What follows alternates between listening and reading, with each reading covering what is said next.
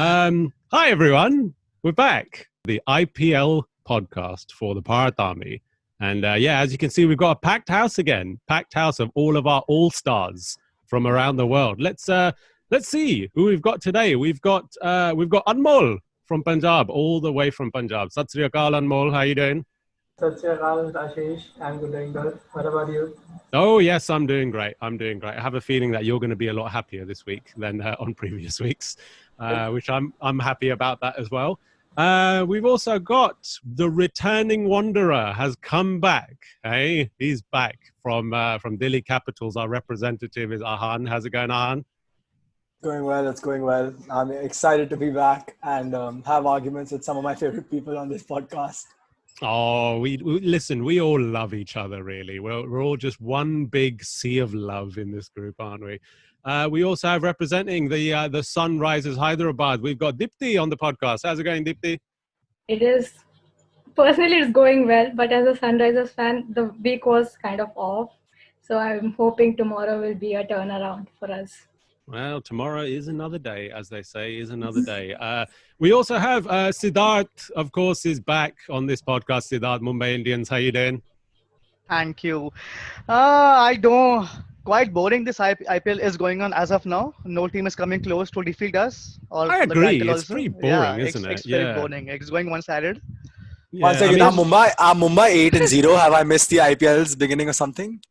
Are they 8-0? I think so. That you have totally missed the first 12 years of this IPL. The first 12 years, you have totally. Well, we all know the real reason why Mumbai Indians are. Live in the present, bro. Live in the present. Well, we all know the real reason why Mumbai Indians are running away with it. It's because there's no Gujarat Lions this year. That's kind of the main reason why Mumbai Indians are running away with it. Yeah. Well, speaking of popcorn, we've got Sanchit back on the podcast as well. How's it going, Sanchit? Sanchit, you okay? Yeah, it's going good. Good to be back on the podcast, and let's hope for a good weekend for the Royals. We badly need it. badly need it. We've also got Abhijit back on the podcast. How are you doing, Abhijit? Everything going okay on your end? Yeah, quite confusing week. I am good, but my team is confusing me a lot. Well, yes, indeed. But, an up and down week for the Knight Riders, a very confusing week for them in general. But of course, we talked last week about our love of Gautam Gambhir, and it was his birthday in the past week. So, October. Yes, indeed. Yeah. So there was something happy birthday to Gautam Gambhir. If you're listening, I'm sure he is, because, many people. And if you are listening, please subscribe, like, and share. Oh, look at what a plug. Congratulations, Abhijit. Well done. Well done to you, sir. We've trained you well. And we also have two people making their podcast debut this week, Representing the Royal Challengers Bangalore, we have Varnata. How are you doing, Varnata? You okay? Thank you, first of all, and doing good as it all, and good to be part in the top 3 on the points table. Yes, it is indeed. Yeah, right up in the points table. And representing CSK, the Chennai Super Kings, we've got Ganesh. How are you doing, Ganesh? Hello. Yeah, it's good to have you. Good to have you on our podcast. Good to have you. So let's go through the table, shall we? Going from bottom to top, as we usually do. We're starting this week with Anmol. Although, usually when we start with Anmol, we're feeling like a little bit bad about things. We're a little bit like, oh no, Punjab are not doing well this week and stuff. But actually, pretty good performance last week. And of course, the big news that Chris Gayle is back in the team. That's a big news that Universe Boss is back. More than Chris Gayle, it's Universe Boss. And that we are now on the bottom, but I am happy that we are on the top of the table. Because we won the one match and now it's 6 of 6. If Universe Boss commits it, we can do it.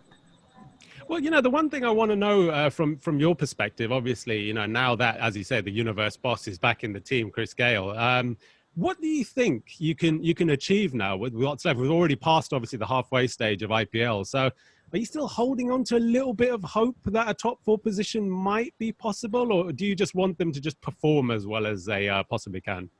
I'm not looking towards a little bit hope. I am looking towards the full hope that we are going to qualify. That's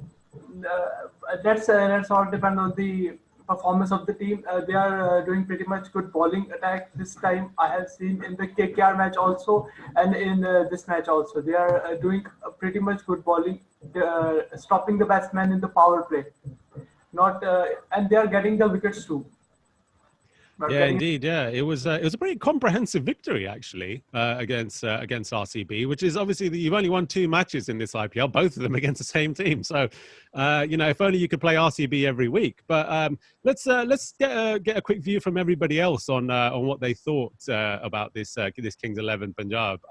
Let's go over to Siddharth. Let's get you started about that Chris Gayle performance. What did you make of that Chris Gayle performance? So the first thing is he's a perfect example of age never matters, okay? And the celebration that he'll get after that 50, oh my god, that celebration, it was a bold statement that you can't count me out of this IPL, you can't count me out of this entire thing, because he owns the IPL. Chris Gayle literally owns the IPL. He came in between of a season for I think so for RCB, and he had totally changed the IPL for them. He was the leading scorer, and I feel that they can actually qualify now, just because the batting is so good. You start, then you have Gayle, then you have Pooran, Maxwell. Yes, he's a concern, but yes, overall, I feel that they can qualify now. That's my take on them. Yeah, Sanchit, what do you think? Obviously, Rajasthan Royals are obviously one step just ahead of Kings 11 in the table. But if there's hope for you guys, why not hope for Kings 11 if they can get a role with Chris Gayle back in the team? Exactly, I think every team is actually alive in the tournament, and Chris Gayle's arrival in the team actually lifted their spirits up. We saw how they started to enjoy themselves on the field when they were bowling against the Royal Challengers Bangalore, and Chris Gayle is someone who just lifts the entire morale of the team. And I think, as Siddharth said, that they actually have a chance to qualify, and that's actually not good for us. But it's always good to see Punjab playing well, and good to see our friend smiling after a long time. So positive signs. Yes, indeed. I think that's the thing we're all just happiest about, is to see Anmol with something to celebrate. So Anmol, let's talk about the rest of the matches coming up and stuff like that. What's your views on Kings 11 going forward in this tournament? What do they need to do to really build on this momentum now after this victory? Well, we're going with the same team, I think so. No changes should be done, and we generally have the close games with Rajasthan, with KKR, and with Delhi. We are if we gonna perform much more better, we can win all these, and we have to perform much better from MI, Mumbai Indians, CSK, and Hyderabad. They are pretty much good teams and the balanced teams, I must say. And Delhi is above, I think, above my expectations of 12 years. Yes, indeed. Yeah, they're having quite the year, aren't they? Well, let's move forward in the table. Obviously, we just heard from Sanchit. Let's go back to Sanchit now. Sanchit, last week I kind of didn't really know what to say to Anmol, just because Kings 11 had such a crazy week, and this week I kind of don't really know what to say to you this time. What's your views on this last week? Obviously, that match against Delhi, such a tough defeat to take. That was a very heartbreaking defeat, and the only positive thing coming from this week was the arrival of Ben Stokes in the first day of the week. But the thing is that we are not utilizing our players well.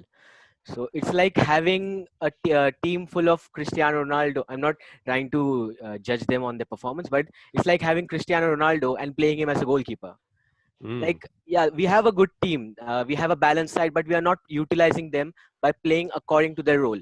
And the performance from our top order is not helping. I think Steve Smith as a captain, he deserves to be doing much better. And Sanju, the way he started the tournament, he just completely fell off. And I think I've been repeating this since the first podcast, that he has to start getting consistent performances on his own. But other positive thing that I would like to share is our bowling. I think we have improved vastly since the first 2 games, and Karthik Tyagi and Jofra Archer are working really well together, and it's good to see that Unadkat has started to take some wickets, but he's still conceding. So, but the main worry is our batting order. So hopefully that we have a perfect game from here on, and qualification is still on. I think we have to win 5 out of 6. it's possible mathematically, but it all boils down to the mental game of the cricket, I think. So we have to be up for it, and let's hope that we could do it this time also. Well, look, I'm a Man United fan, so I think I'd rather Cristiano Ronaldo in goal at the moment than David De Gea. But that's another story for another day. Yeah, obviously, you've mentioned some of the names that have been important for you this week. All right, let's just get into it then. We were talking about Sanju Samson. Our first week, we talked about the wicket keepers. The wicket keepers mini league. Where does he stand in our wicket keepers mini league now? I mean, obviously, he doesn't even keep anymore for Rajasthan Royals. It's Jos Buttler who holds the gloves, but Sanju Samson, at one point he was number one in our mini league, but now, I mean, where is he?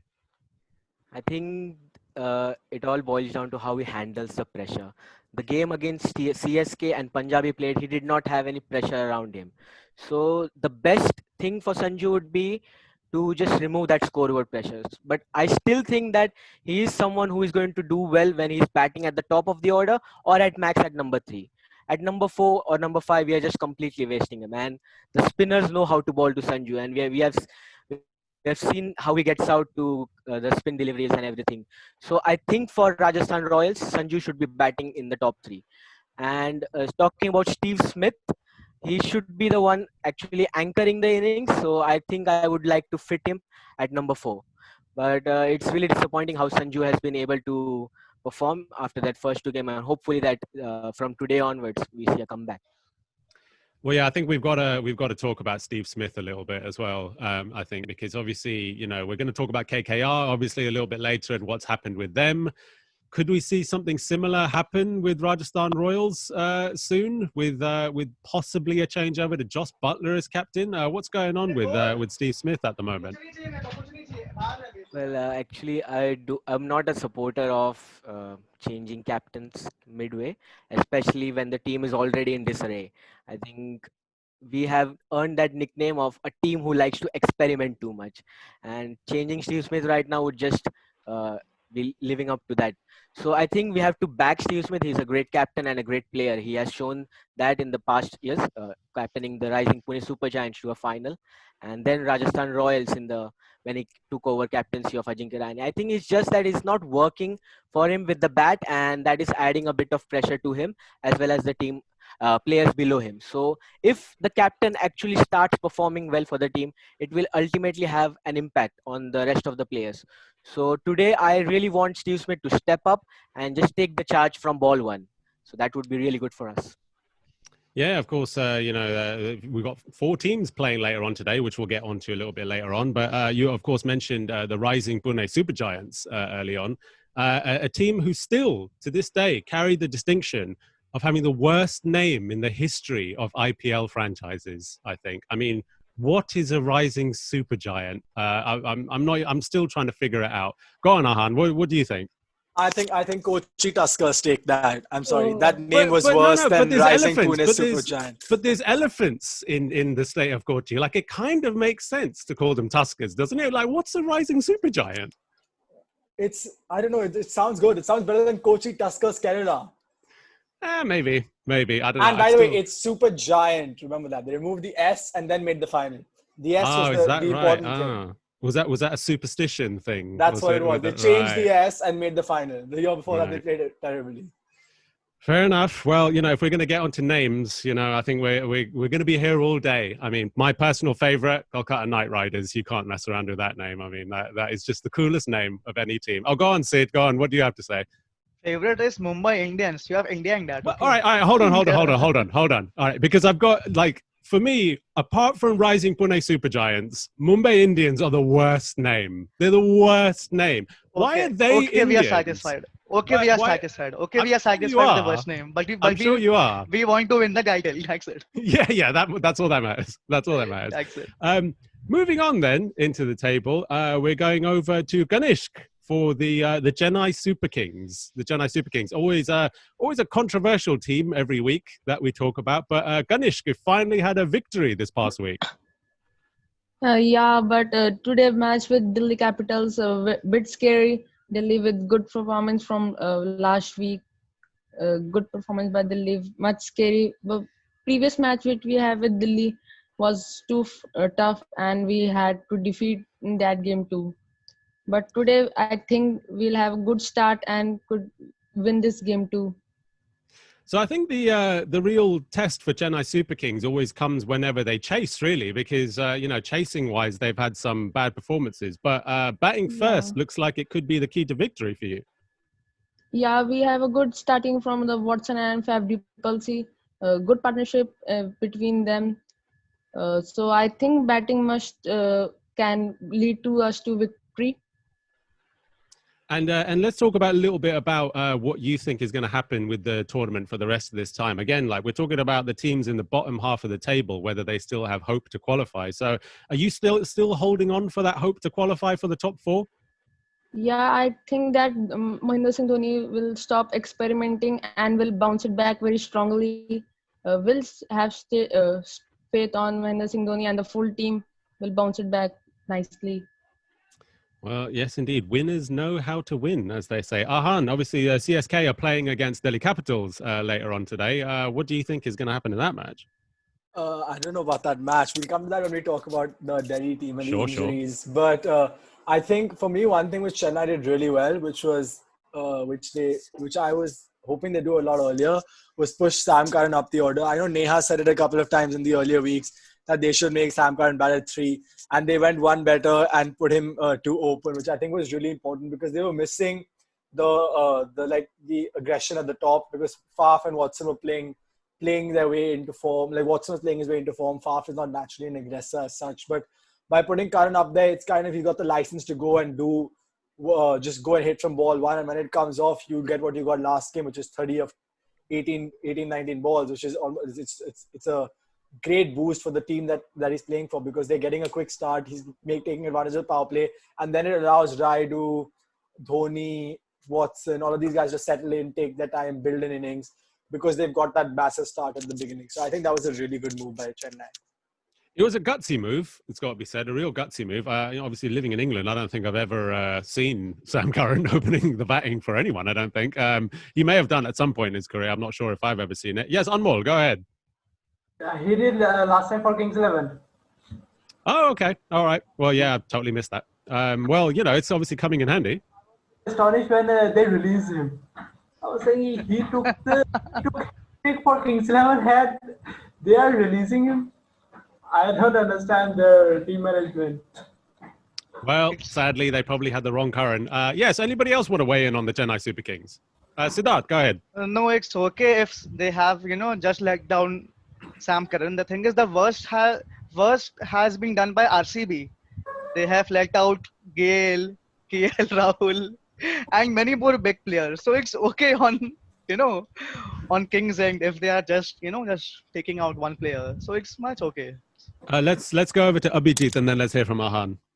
Now, if you talk about RCB, then they have already spent half of their budget on ABD and Virat Kohli, so it would be practically impossible to fit in KL Rahul and even Gale. They could have got him cheaply, but to acquire KL Rahul, they would have to compromise their bowling even further.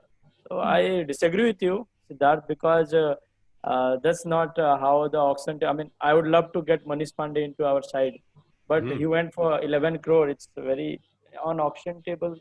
You build a player, but you have to let them go. Yeah, that's it. So you mean to say KL Rahul has no value in the side? Like that you can let him go. He is the leading run scorer for last many years. To let AB go as well. So you can't keep everyone. I mean, I am definitely going to see what Mumbai does next year. They have every match winner, and they are definitely going to miss at least 1 or 2 key players. They can't retain their. I mean, they will go for such big amount.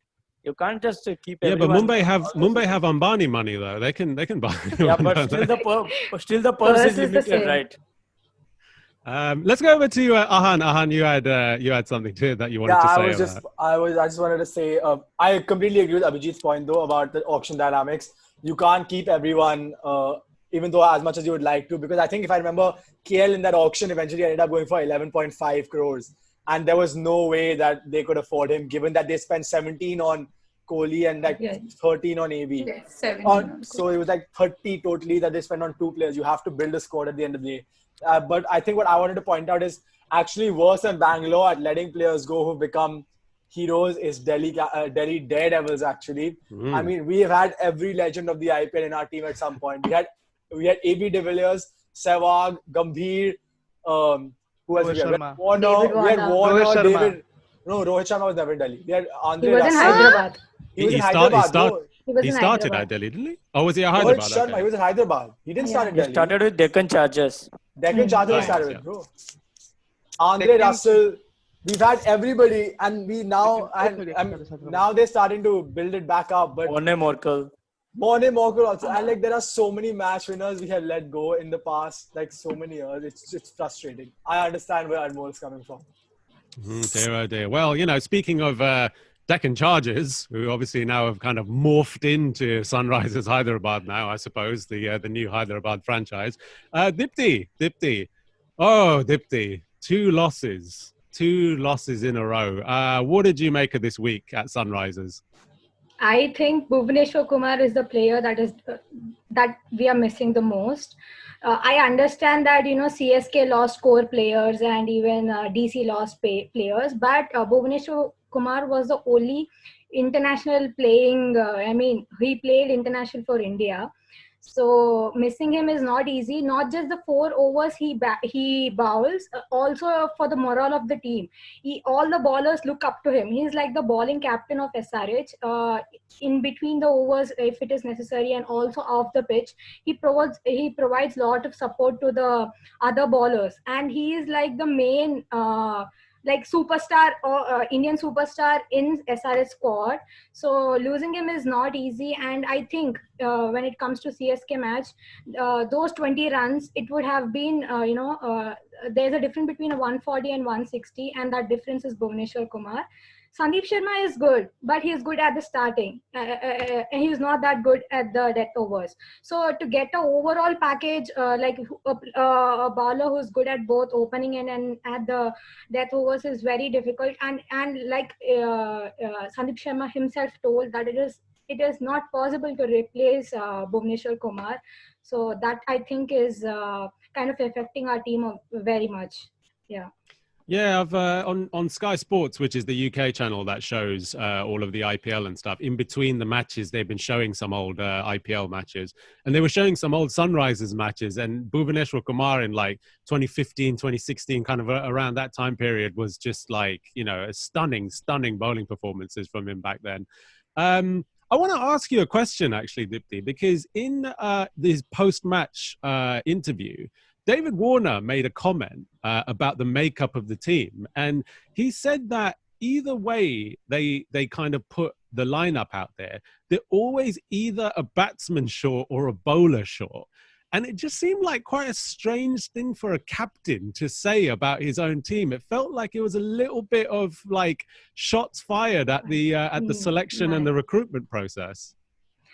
We can't say anything to him. It is fair enough. He does not have a good team to defend. A Fabian Ale, a Holder, okay, Jason Holder came in later. Even Mitchell Marsh when he was there. I didn't understand the concept. Did they forget that we are supposed to play only 4 foreign players? I mean, even Nabi is sitting outside. They didn't at all concentrate on Indian, good Indian players. They went for youngsters, which is a good thing. They wanted to do a DC. That is good. But we also need a strong middle order, and I understand, like Manish Pandey, I guess he hasn't done what he has done to even 10% of what he's done to KKR, and that is really disappointing for a Sunrisers fan. He is if I'm not wrong, is the captain of Karnataka team. He won them cups. Yeah, so I am not sure about that fact, so I'm just saying it out. Yeah. To see him not, he's gone for a lot of money. We thought he will bring in that, stable middle order.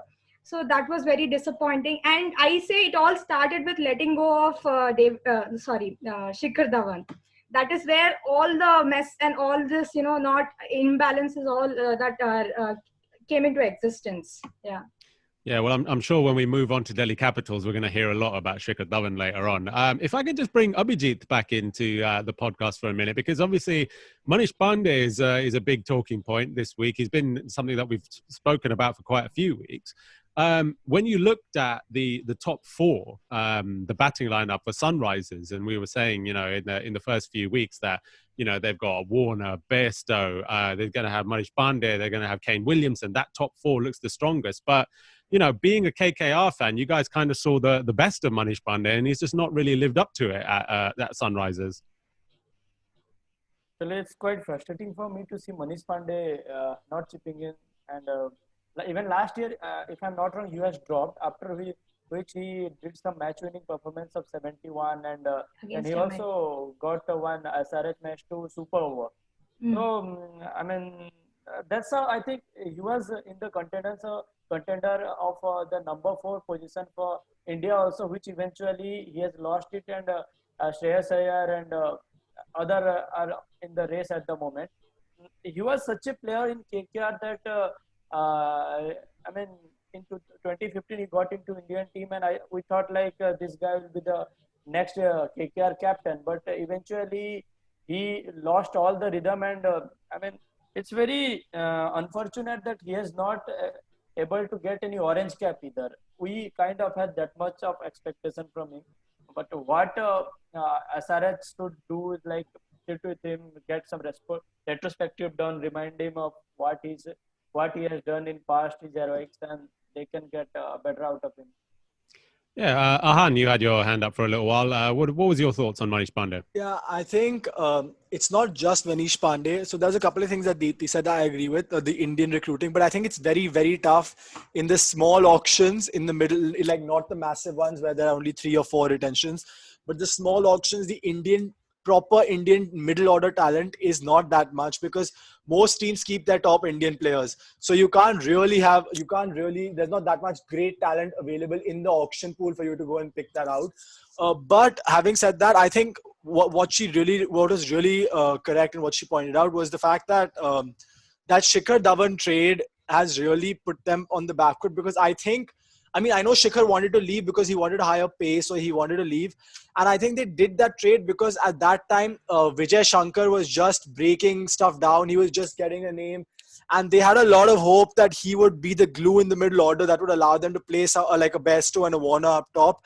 And I feel like the unimpactfulness, or like the fact that Vijay Shankar has not reached the potential or the level that he should have, has had a major impact. Because if Vijay Shankar plays to his potential or what he can do, he would bat at 4, and that frees up then Williamson's spot to maybe play a Stan Lake or a Holder or a Fabian Allen or even Nabi if you need to. But the fact is, because Vijay Shankar is not playing well, you need Williamson at 4 to make it a considerable top 4. Otherwise, you'll be under the cosh most days. Yeah, go ahead, Deepthi. Yeah, in spite of other players playing or not, I don't think Williamson is a player who we can keep out of the match. I mean, I didn't understand the team's again making, but Williamson just cannot be outside, because in 2018 when there was no Warner, he was the person who who showed confidence in the team, and he got the orange cap. So it speaks a lot about himself, and so I really am disappointed with what my team thought and let. I mean, yeah, he also Shikhar Dhawan. I would just want to add this point: Shikhar Dhawan wanted to play for his home team. That is what also. No, but I agree with you that that they shouldn't drop Williamson, and Williamson did well in 2018. But the thing is, Williamson at 2018 did well opening the batting. Williamson, when he plays, he needs to play. He needs more time. He's a bit like Steve Smith. He needs more balls to play. Smith, Kohli, Williamson, they're all similar. They need a bit of time to get in, and then they go after the bowling. But I think the fact that they're batting him at 4, ideally, if they had an Indian middle order batsman to bat at 4, they'd prefer someone like Nabi to finish the innings, or even a Stan Lake now that Bhuvneshwar is injured and they need some potency in their attack. That's why I would just say Williamson is the most expendable of the 4.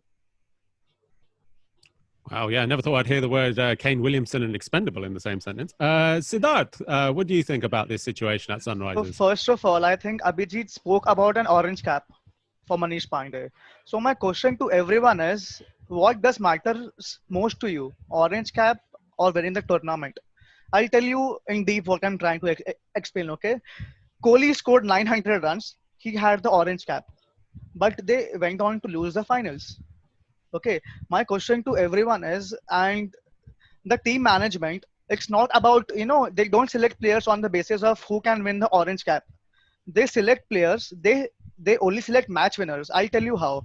Watson, in spite of so much pressure, Watson is not out of the team just because Dhoni told that he is a match winner. We know that his role is to win matches for us. 2-3 matches, and it's okay. 2-3 man of the matches for Watson, and he has done the job for us for the season. Every player has the same concept. Every player, Manish Pandey, Kohli, De Villiers, no one is asking you to score 900 runs or 500 runs. You just want one player, or your key players to be the man of the match, or to perform on that level for one matches, two match. And that is what my thing is. It's not about a team that they should win orange cap or a cap. If you see our team, they don't have the purple cap, they don't have the orange cap, but we are on top of the chart. Every year you will see the same thing. We are not anywhere.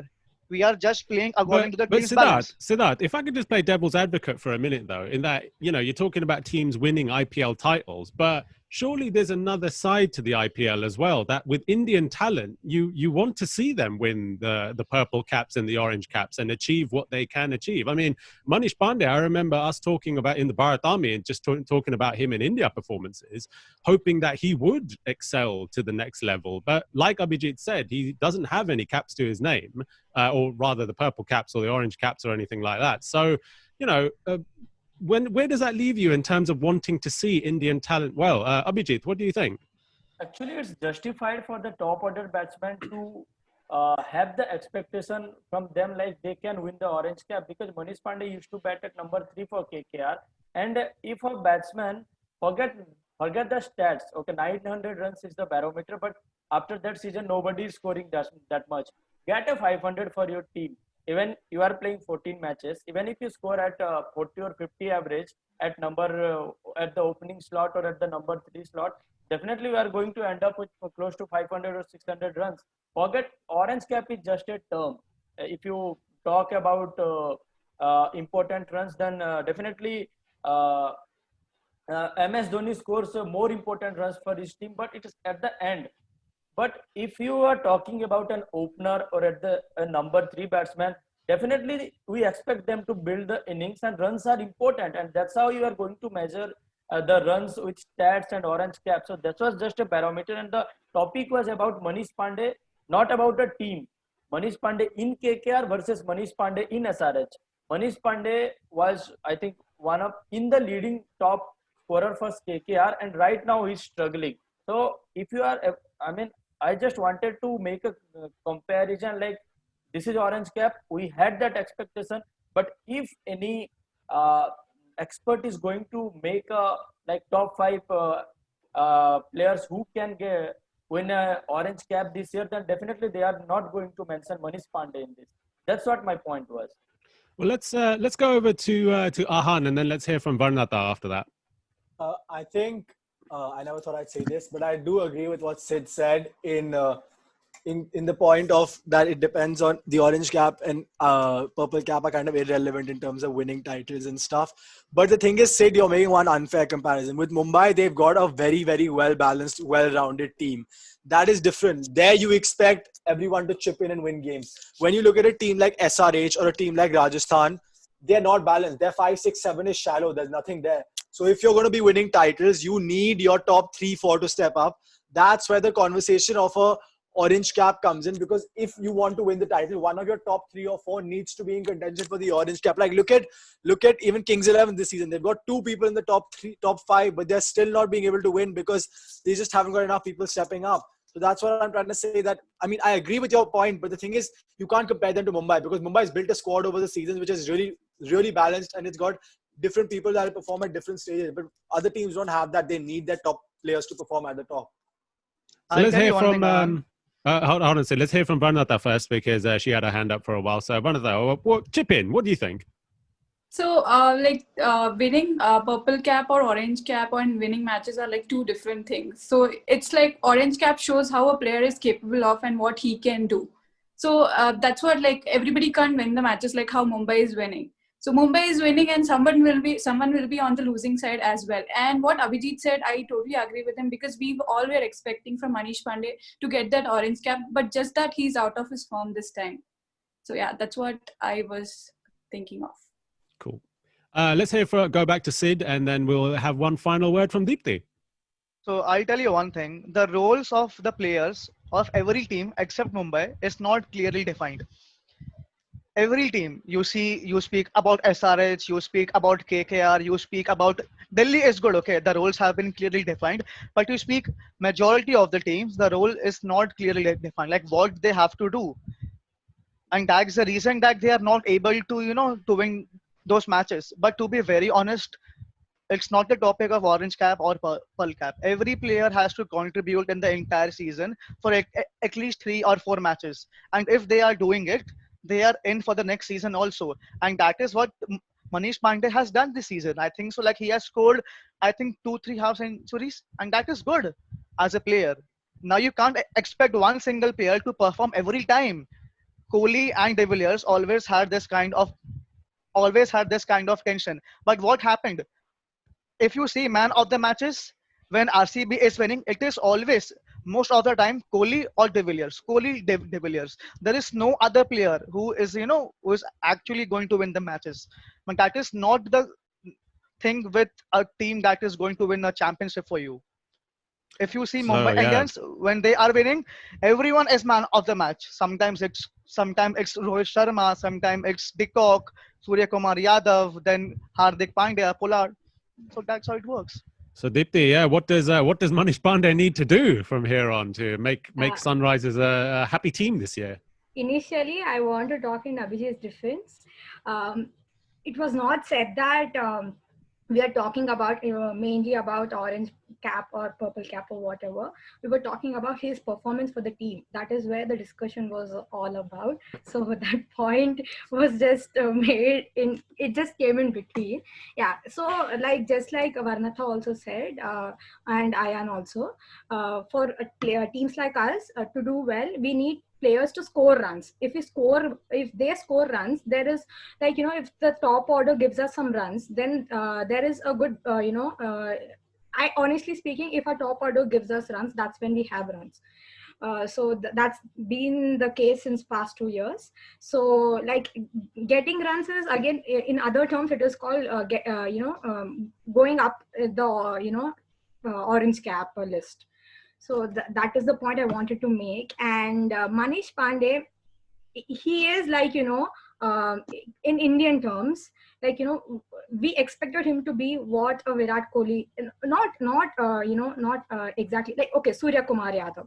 Somewhat, play the anchor role, basically. Yeah, exactly, in the middle orders. So that is why we went so much, we went all out for him, and we expected him to do well. He is doing well in the field, and he is the best athlete we have. That's all good. We have so many positives with him having the team. But then now at this point, we need him to score runs and play, like you said, play the anchor role. And that is something he is not doing. He's playing on a back foot. So because of that, Kane is someone who plays a very conservative innings. He is being forced to hit the sixes. Even in the previous match against CSK, he went for a 6 because it was necessary at that point, because he was already set and the run rate was very high. He had to go. That is not his natural game. So that, I guess, that is where, even like Sid mentioned, our players, they are not clear about what is their role in between. So I guess it again boils down to the same point that the auction didn't go well for us, and also that there's some imbalance in the team. Yeah.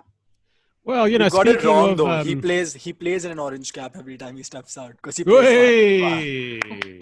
Well done. He'll be here all week. So can we say this? Can we say this? That Surya Kumar is playing quite freely just because he knows that there is a very big batting order down the line.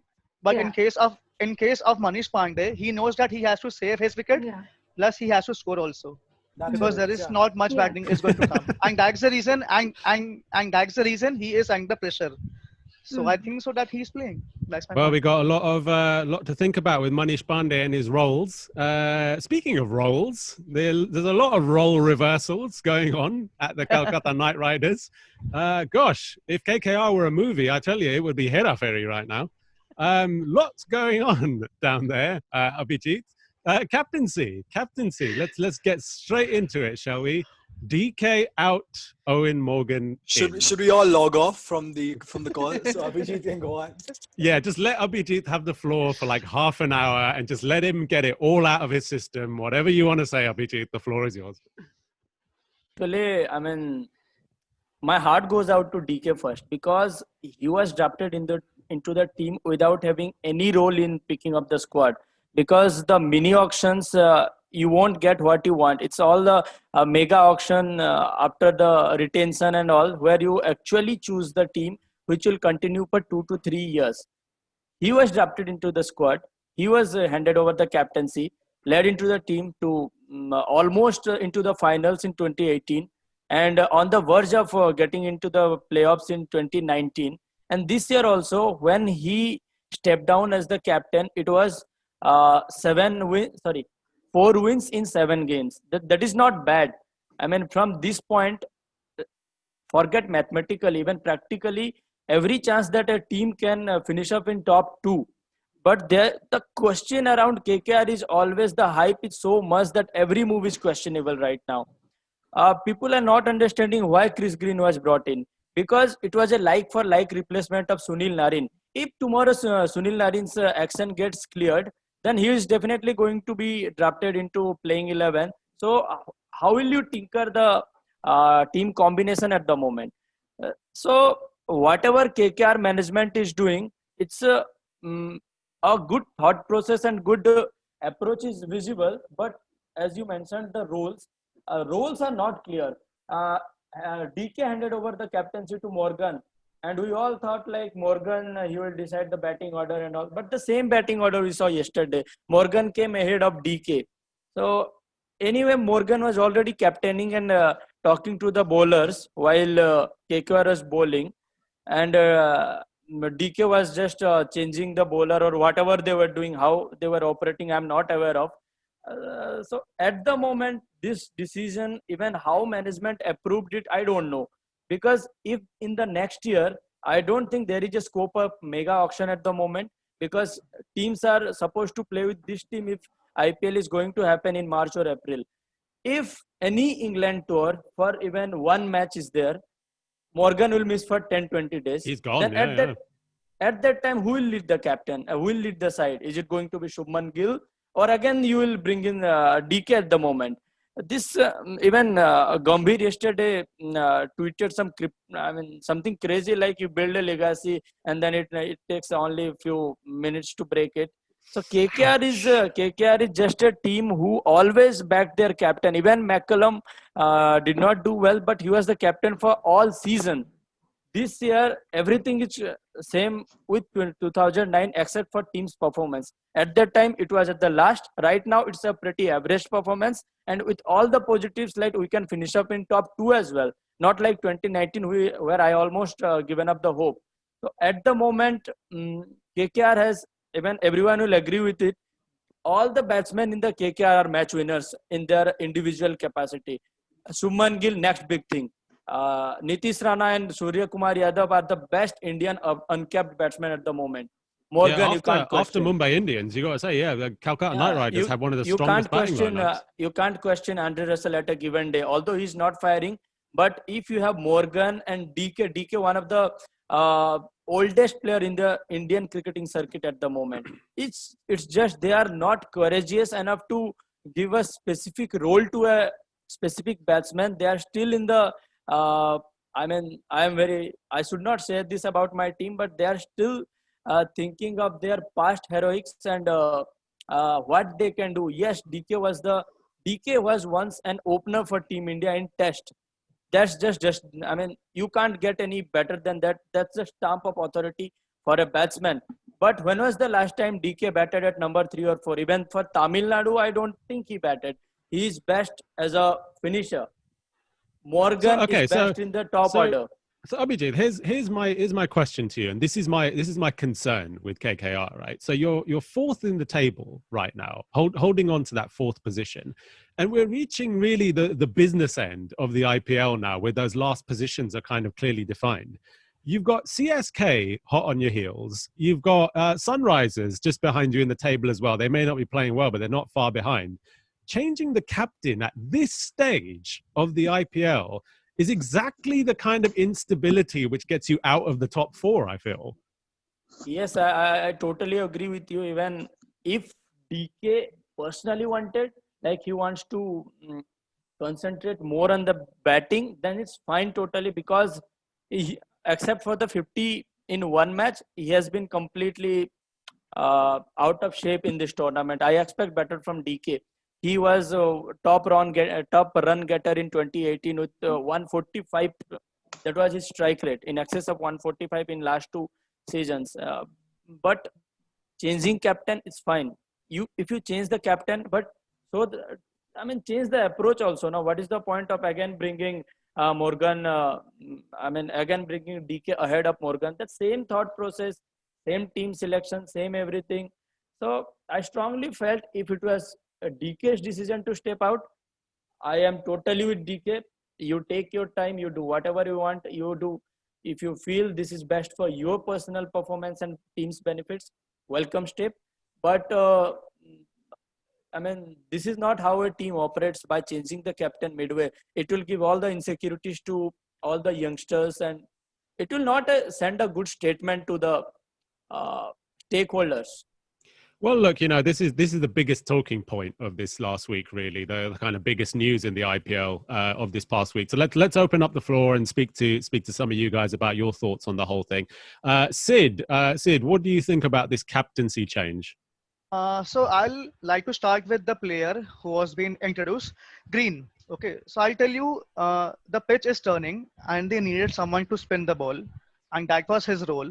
But the thing is, the target was so less that he can't do anything. The players would play him quite freely, just because they know that the target is quite less. But if KKR had set the target of 180, 190, so the players would have been some kind of pressure, and that's the point where Chris Gayle would come into the picture.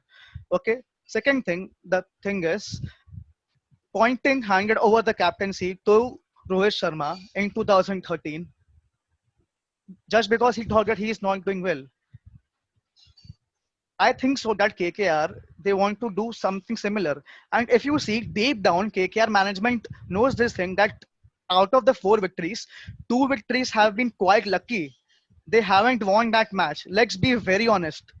Other teams, they have just given them the opportunity to win. And the management knows this thing. We as fans, we would support our teams, but the management knows that this can happen today, but this won't happen again and again. So you need someone who can take better calls, or something like that. And that's the reason that Morgan was handed over the captaincy. And trust me, that is logical enough going further in the tournament and in the coming years also. That's my take on this. It's logical enough, but if you stick to same batting order and same everything, then for me it's illogical. If you are changing the captain, then the approach should be clearly visible on the field. If you are just changing the name and all, I don't know. Well, let's hear from some other people and have some people talk on this issue. Anmol, you had your hand up a little while earlier. Anmol, what do you think? Because obviously we're talking about lucky victories, and KKR had a pretty lucky victory over Kings 11. But what do you think about what's going on with KKR? I felt very bad for DK, as I felt that being DK is very tough. Because when Dhoni didn't came in, DK was playing that time, and when Dhoni came in, DK lost his spot in the Indian team. After that, he had some controversial issues with the family, then not getting any chances in the Indian team after winning the Nidahas Trophy in a very heroic way. I felt very bad for him. And, I think it's fair to say that if it wasn't for MS Dhoni, really, Dinesh Karthik would probably have been our wicketkeeper for many, many, many years. It's just a shame because he's such a good wicketkeeper as well that those two just played at the same time. Ahan, what do you think about what's going on at KKR?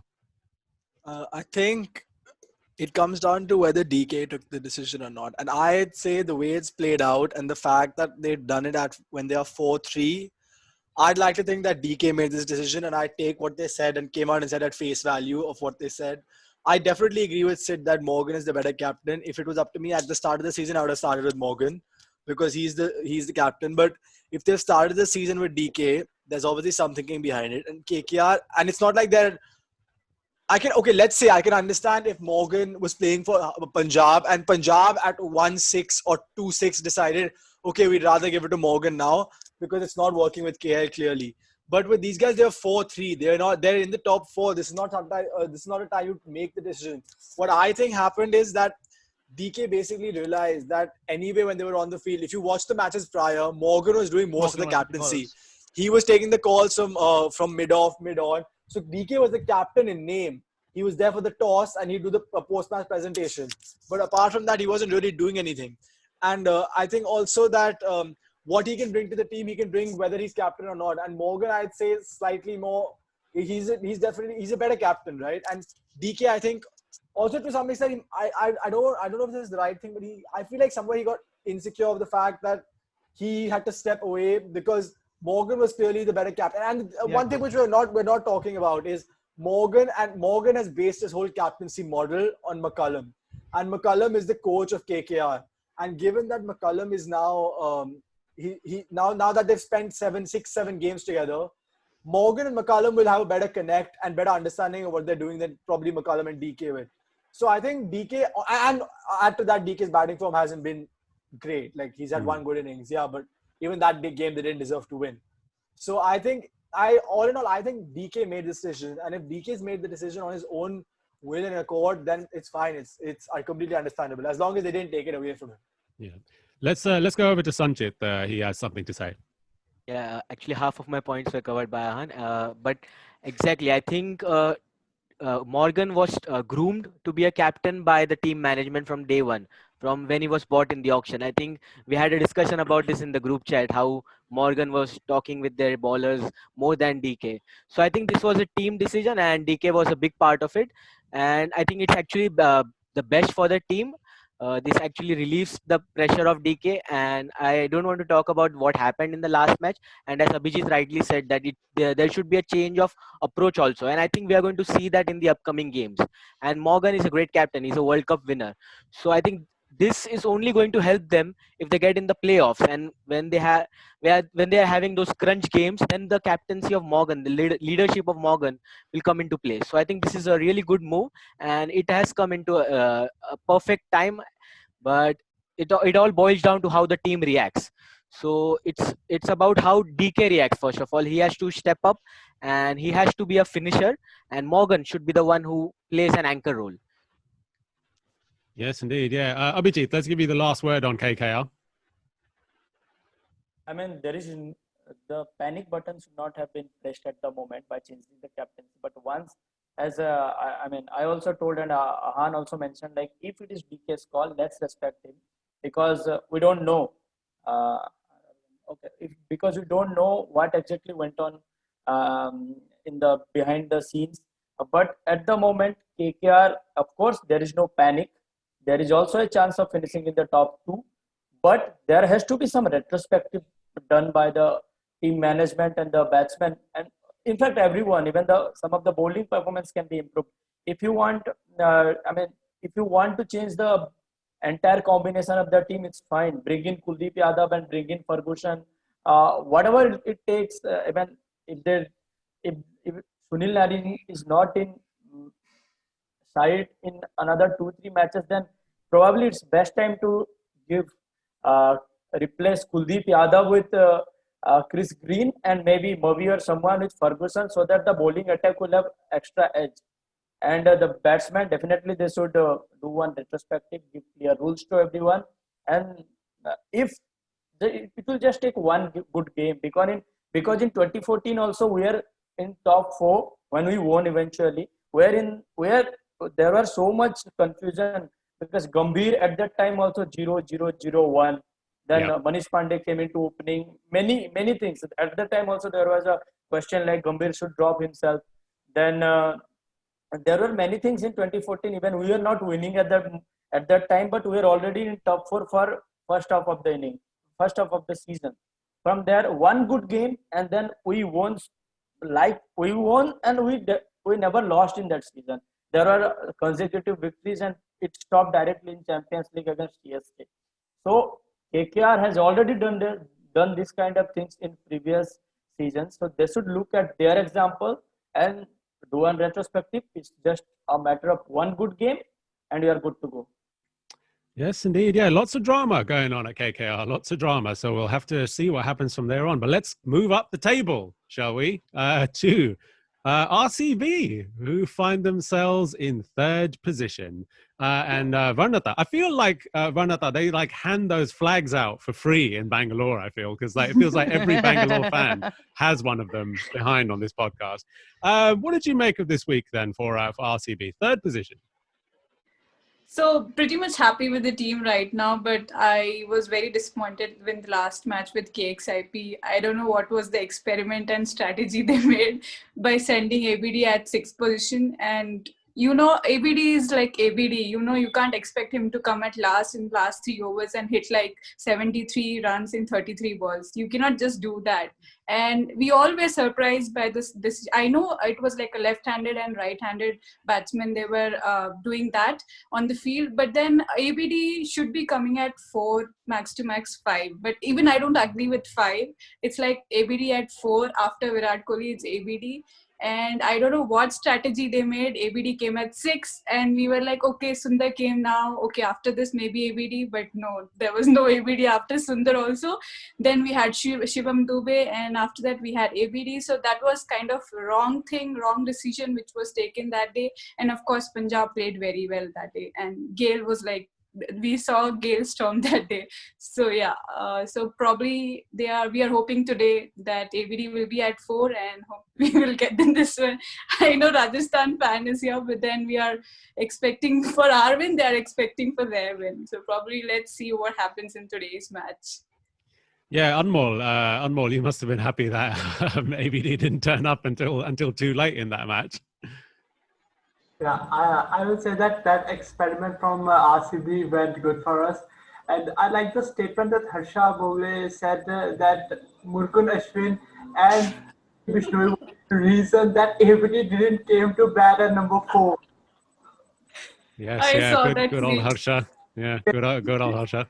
Wow. Okay. So RCB going forward then. Obviously last week you were 4th in the table and we were thinking, oh my God, like RCB, what's going on here? They're 4th. This week you're 3rd. So you're actually climbing up the ladder a little bit. Is it too early to suggest that this might be RCB's year? So if you ask an RCB fan, we will obviously say it's going to be our year. There is no doubt in that. But of course, seeing the performance of Mumbai Indians and Delhi Capitals, we are also scared a bit because Mumbai Indians and that super over, it was like I was sitting on the ground and I was like, Pollard, please not today. Please not today. So of course, we just cannot say that it's going. In fact, if you see, all the teams are playing very good, just that some are out of the form and some are in form. So currently, RCB is very much balanced and they are in form. Like we are getting a good partnership in the beginning. And Virat Kohli is also back on the track. And then ABD handles the rest of it. And how can we forget the Chris Morris? That knocked 25 off 8. So he's also giving us a little more boost in the like lower order and what you can say more of a finisher. And of course, the dead bowling by Chris Morris is fantastic right now. So yeah, looking forward for, winning many more matches in the coming match.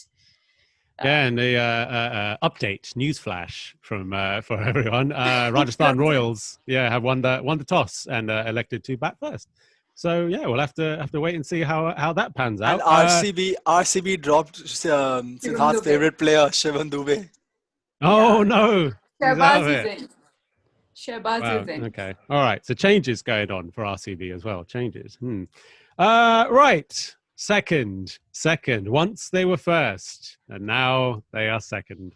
Ahan, the Delhi Capitals. Right, let's just talk about it then. The clash of the Titans happened last week, obviously. Delhi versus Mumbai. Delhi on the losing end of that match, which is why you now find yourselves at second in the table.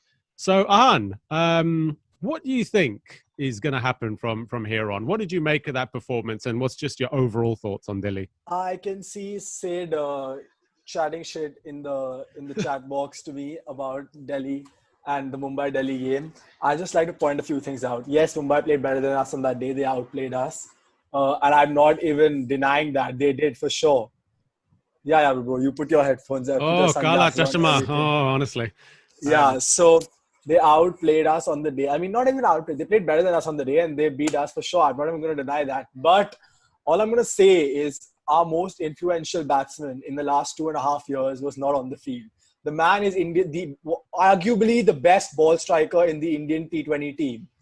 He can go from ball one. I'm just ignoring him because he's really annoying me right now with his faces. But they can go from ball one.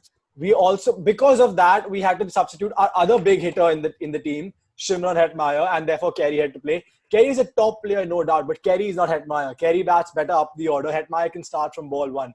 So we lost two of our biggest ball strikers. And if you look at the game and the way the game panned out, we were 15 runs short. And that 15 runs we lost because at the end of the innings, we didn't get the kick that we should have got. After 15 overs, we were at a good score. We were at 120 or 130 or something.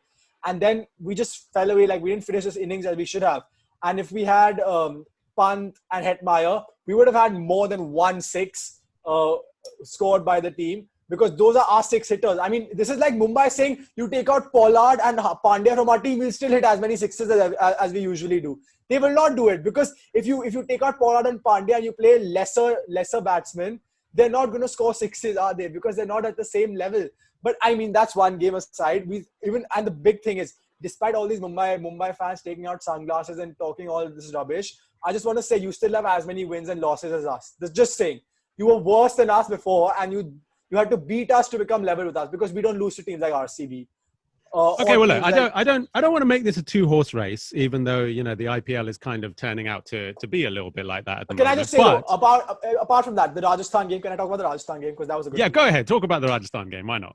Before anything else, I think what we need to really look at is our fast bowling. No one expected Heinrich Nortje to do what he's done. The guy walked up and bowled 156 kmph guns. Like, honestly. Stunning fast bowling. 156 kmph. And then Butler lapped him. I was like, what is going on? How can you lap something at that speed? But I still think, however far Delhi go in this tournament is to do with that pace bowling pair of Rabada and Nortje. Because hands down, Mumbai can try and argue, but I think by pretty close, by ours is the best bowler lineup. We've got the 2 best spinners. Ashwin and Akshar have been brilliant. We've got 2 fast bowlers who are at the top of their game. And that, I don't know if you guys heard Ricky Ponting's interview. He's even spoke about how it's given them the opportunity. That was a joke about RCB, by the way. But he's given them the opportunity to try out an Indian bowler. They've tried Ishant, Mohit, Avesh, Tushar, Harshal Patel. That's 5 people. So by the time they get to the end of the tournament, they'll have all these people who've been played games. They won't be overawed by the occasion. If any of them need to come in, they would have played. It's just that I think we need Pant back ASAP, and we need that'll allow us to get Hetmyer back. And I hope to God that Iyer is not injured for the long term, because I mean, Mumbai are doing well. They're playing a really good tournament, but Mumbai have had no injuries and they're still 6-2. Delhi have lost 5 players. They lost Ashwin for 1 week. They lost Pant for injury for 1 week. Mishra out of the tournament. Ishant Sharma out of the tournament. And Iyer, let's see what's up with him. So I just feel like, I mean, we've got through injuries and we're still 6-2. It's only good news for us, because once these guys come back in top form, we'll definitely be a tougher team to beat. I mean, we're anyway tough, but yeah. Okay, well, look, there's, obviously you can't control the injuries, you can't control the players that aren't there and stuff, but there is one player who I need to talk about now, because he's the one player who, on most of our Bharat Army WhatsApp groups and stuff like that, we are banging our heads against the wall every week watching this guy play. I don't want to start about him. It'll be too long. Okay, fine. Listen, we have to. This is what the Bharat Army podcast is all about. Let's talk about Prithvi Shaw. Okay, like, he was at one point like people talking about him as the next Sachin Tendulkar, right? I'm not saying he can't still do that at some point in his career, but right now it's just not happening for him. I think Prithvi Shaw needs to sit down and take a good long look at himself because he's losing his place in the squad. Okay, this is going to be quite harsh, but yeah. Take your time. Take your time. He needs to understand he's got talent superior to most people in India and the world. He needs to understand that talent. He can't be wasting it around. He's done a lot of stupid things already in 2 years of international cricket. Actually, I was having a conversation with someone today about Prithvi Shaw and how the guy's got supreme talent. He scored that insane innings when he played in the Mumbai under 15, under 16 or something. But he needs to understand that cricket doesn't wait for anyone. You can't throw your chances away. I mean, he had the Indian team. He was in the Indian team. He threw that away in Australia. And then he went and did his drug shit. He got banned for eight months. Now I don't think he's going to be close to the team. There are too many people who have gone ahead of him. And now he has the opportunity. He's in a team with one of the best white ball captains ever coaching the team. And he's one of the best batsmen ever, Ricky Ponting, right? Take his advice, learn how to, more than the talent, you have the batting talent. Learn the mindset of how you go into a game as a batsman, as a top player. Because, I mean, we can keep calling him young, but Prithvi Shaw has been around now for 3 years. He played under 19 2.5 years ago. He needs to now step up and take responsibility. Has anybody seen that documentary, the 2011 World Cup documentary, where Prithvi Shaw is in it and he's like a small child and he's like batting, looking like Sachin Tendulkar and stuff like that. And everybody at that time was just like, oh my God, look at this child. He's amazing. And it's not just Prithvi's batting. That's the thing. If you look at him, okay, fine. People can have off days in batting. They can be off form. That's fine. You can get a Jaffer. That's okay. Archer bowled a beauty. Okay, first ball to me. I'm not going to deny it. It was a great ball. A rubbish shot. You shouldn't be driving open in the first ball of the match. But I mean, fine. That happens. But his fielding, oh my God. The match against Mumbai, he let a boundary go through his legs when it came straight to him. He let a boundary go 5 steps to his left. Then he dropped a catch that went for 6. Then in the last over, he missed a run out when the ball was literally at him. He didn't pick up the ball and he could have got Pollard run out. I mean, at least you. Okay, so is it too harsh? Is it too harsh to say this, right? I would argue Prithvi Shaw has more talent, just raw talent, than Shubman Gill and Shreyas Iyer. I would argue. However, he's not an athlete. I personally, when I see him, like he's not like that type of person, like the way that Shubman Gill and Shreyas Iyer like really condition themselves to be athletes. I just don't see that same level of commitment from Prithvi Shaw. I think it comes down to, yes, he's definitely more, I wouldn't say he's more talented. I mean, Shreyas Iyer is supremely talented and so is Shubman Gill. Shaw is maybe slightly more naturally talented, but talent at that level, everyone has talent, right? Talent only takes you so far. You need to then, it's like Kohli. When he came in, he was very talented. Everyone knew it, but he didn't give the results. Then he had from inside him, it came that, okay, my career is going to last 12 years. I need to make full use of it. And then he himself fixed his diet. He fixed his. He turned into the Cristiano Ronaldo of cricket, basically. It's like actually I was gonna say it's like Rohit versus Kohli to some extent. Rohit is definitely the more talented on just pure talent. Rohit is more talented. He can do anything he wants. But I'd say Kohli is the harder worker. He worked hard. He works on his fitness. He works on his game in the nets, everything, and that's why I mean. Sid might argue with me, but I think Kohli has gone further than Rohit has because Kohli is a three format. He's played 3 formats continuously for so many years, and he's got an average of 50 in all 3 formats. So I just feel like he needs to understand that Shaw needs to look at people around him. Look at Samson. Look all these people, even Iyer. I mean, there are a couple of players in the Delhi team who need to look at people around them and see what they're doing. Otherwise, they're going to lose out on their India futures. I'm not naming the other one, but yeah. Okay. So look, last word on Delhi from you now, Ahan. What do you see as a minimum achievement for Delhi in this year's IPL? A minimum achievement. For me, it's the finals. Anything less than the finals, and we've messed this up because come on, we're top 2. Quality. Okay, and unless we lose let's say if we lose a punt or an IR to injury for the whole season, then yes, maybe I'll take a semi-final. But the thing is, ideally we should be finishing top 2, right? And if we finish top 2, we have 2 chances at the final. You can't mess up 2 chances to get to the final. So if we don't get to the final, I'll be really disappointed, because it's the first time in a long time, you look at the team and you're like, okay, man, they can do something. They can actually win it this year. And especially with the bowling we bought. I just want to say one thing. Rabada and Norgate don't need to dive around. They can stand in the position and catch balls that come to them. We don't need them getting injured. That's the last 2 people we need to get injured for our team. So I just hope we don't blow it. Okay, Abhijit, go ahead. What would you like to say? As rightly mentioned, Ahan, Norgate, he's one of the find of this tournament. It's a shame he was with KKR in 2018. KKR tried Mitchell Johnson at that moment, Tom Curran, and who not, even Vinay Kumar, every person. There was such a scarcity of the Indian bowlers that Prasidh Krishna became our strike bowler. And they never tried this South African, and he is giving his heart out to Delhi, and almost, he's completely winning them the matches. So I'm completely jealous with Delhi Capitals right now, because KKR had that hidden talent and he never get utilized for KKR. How many times in 14 years have you heard someone from KKR say they're jealous of Delhi Capitals? First time I don't think it's ever been said. Because apart from Gambhir, you must be jealous of us. Indeed, yeah. Well, we've been jealous of every team in the tournament at some point. Well, I tell you one team that everyone is jealous of right now. Everyone is jealous of this one team. The Kala Chashma are coming on. Here we go. We've reached the boring part of the podcast now. 5 wins in a row. The Mumbai Indians are steamrolling this year's IPL. Siddharth, what do you make of this absolute dream year that Mumbai Indians are having? So basically it should have been 6 out of 7 and not 5, because I feel that we have lost 1 match in a super over, and that too only for 1 ball. So I would still take it, that we have also won that match, being a fan of Mumbai. But to be very honest, this season has been the best from start to end. I agree. From start to end, there have been no loopholes. Like, I don't see that there is anything that we have to do.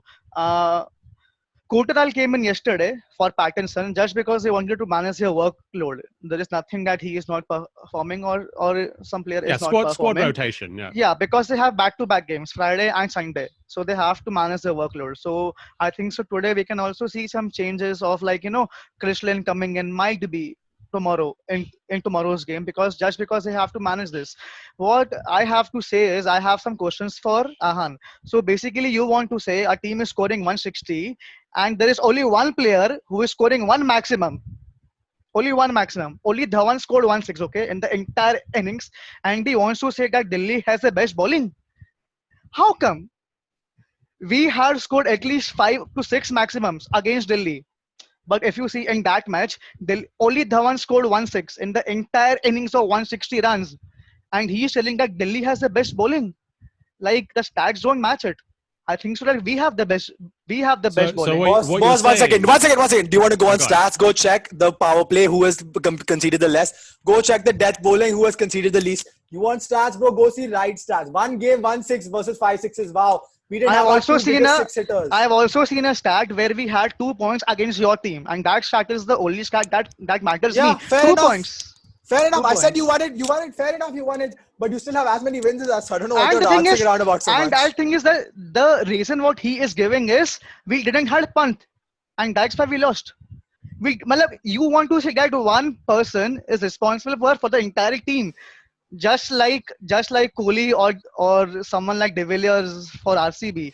Hold on, Sid. Let me ask you something. 1 second. Can Varnata speak, please? Can Varnata speak? I think she wants to say something. Oh, go on, Varnata. Go on. Jump in. I think I agree with Ahan, because I think they have the best bowling. You can't compare 1-6 and you can just say, their bowling is that and this and our bowling is best, because they just don't have their luck on their side and they have this injuries, or else Delhi Capital is one of the best team who can win this IPL.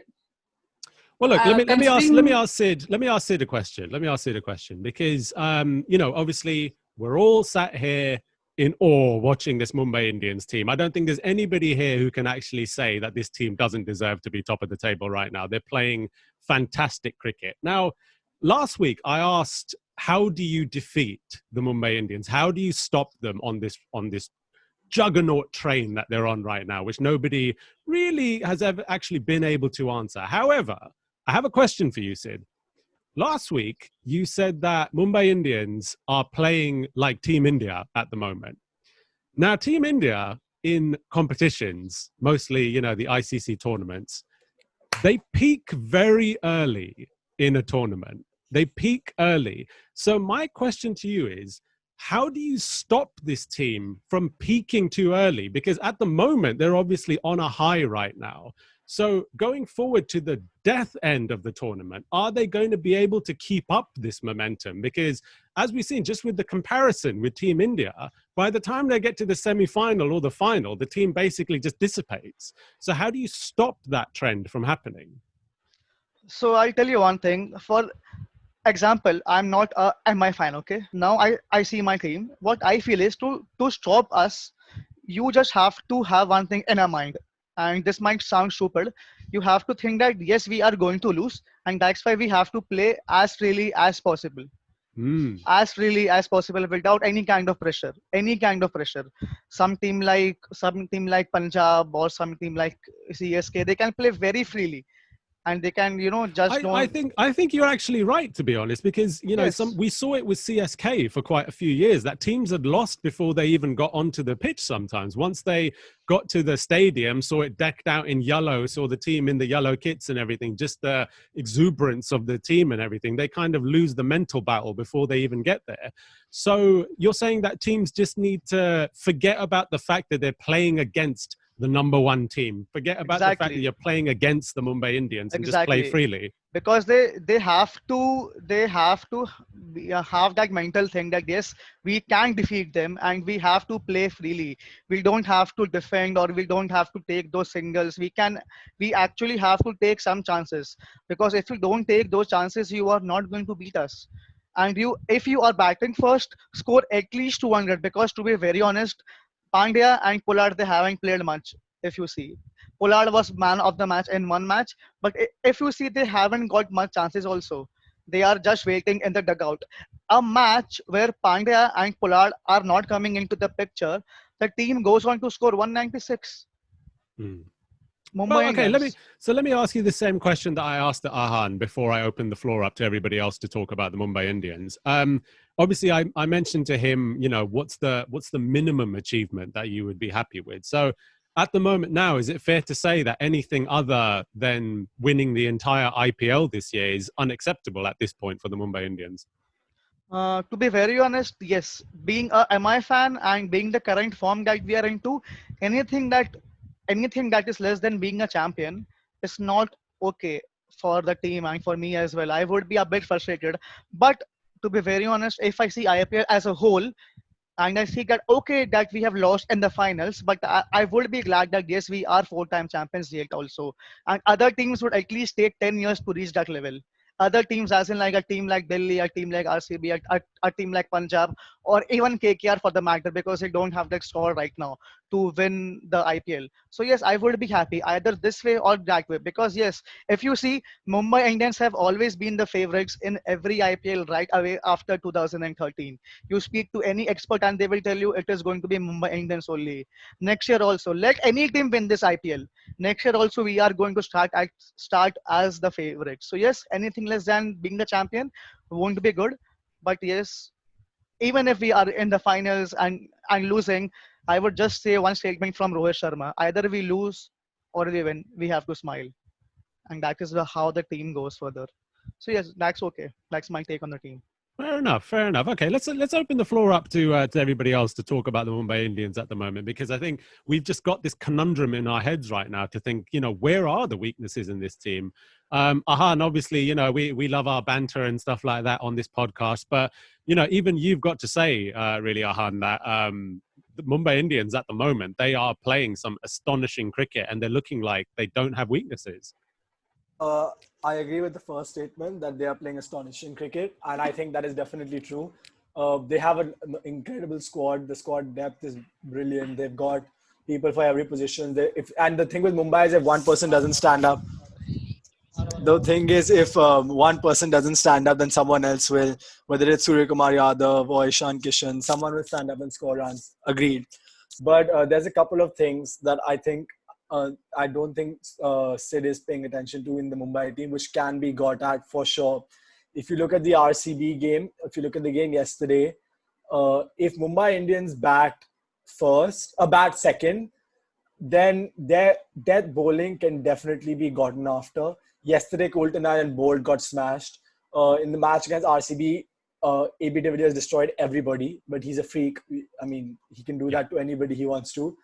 But I think even if you look at the Delhi game, I've got the scorecard open. We were 130 for 4 when Stoinis got out in the 16th over, at 16 overs and 2 balls, right? From there, minimum with a team like Delhi, if you were playing a full strength squad, you'd expect them to get 170, 175 because you've got 22 balls left. At least 2 a ball is minimum from that position. This is the point that I was trying to make when I was saying that this is why Pant and Hetmeyer not being there played such a key role, because when you have 17 balls, 18, 20 balls to face, you need players who can come out and start hitting immediately. Carey is not that kind of a player. He cannot come out and start hitting. Oh no. Okay. But we've just had news come in that Robin Uthappa is opening the batting for Rajasthan Royals and not Stokes. But anyway, yeah, carry on. But yeah, so he needs to. So I think you can target their bowling, their death bowling, and if you put 175 on the board against any team, they will be under pressure to chase that 170 because the pitches are not easy, and like you just have to back your skills. And I don't agree with the fact that you go onto the ground thinking we've lost this, so we'll play freely. That's going into the ground with the mindset that you've lost. You never go to the ground with the mindset that you lost. You get yourself to a free state of mind without thinking, oh, we've lost, so we're going to play freely. You have to do yes, indeed. Yeah. All right. Well, with that, with thinking freely, our time is up. Thank you very much for joining us this week on the Bharat Army podcast. We're going to have to carry on these conversations next week and see what the final results of today's matches and tomorrow's matches are. But thank you very much for joining us for this week. Sid's got his Gala Chashma back on for the end of the podcast. And why not? They're riding high at this point in time. But thank you very much, everyone. Like, share, subscribe to the Bharat Army. We'll give the last word to Abhijit. Go on, Abhijit. Happy birthday, Anil Kumble. Happy birthday, Anil Kumble. There you go. That's our final word. Best match winner of India. Yes, indeed. When Virat Kohli tweeted, so we can also wish. Oh, sure. Oh, if Virat Kohli tweeted it, then there's definitely yes, happy birthday, Virat. Yeah, indeed. All right. Happy birthday, Anil Kumble. Thank you for your 10 wickets against Pakistan in 1999. A lot of people on this podcast are probably too young to remember it, but I remember it. All right. Thank you very much, everyone, and we'll see you next week. Take care. Yeah.